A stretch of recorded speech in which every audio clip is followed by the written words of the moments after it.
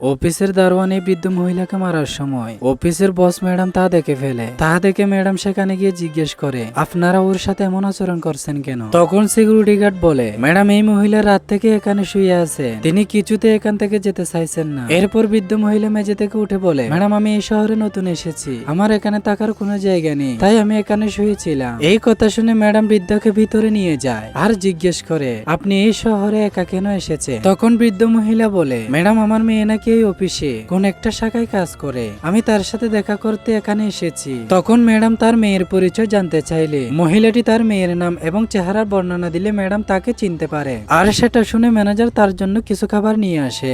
এরপর বস ম্যাডাম তার সহকারীকে বলে, এই নামের মেয়েটিকে আমার রুমে নিয়ে এসো। এরপর বন্ধুরা কি হয় সেটি দেখার আগে তুমি যদি তোমার মাকে সত্যিকার ভালোবেসে থাকো, ভিডিওতে লাইক দিয়ে চ্যানেলটি সাবস্ক্রাইব করো। একটু পর মেয়েটি রুমে আসলে মেয়েটির মা তাকে দেখে জড়িয়ে ধরে কান্না করে দেয়।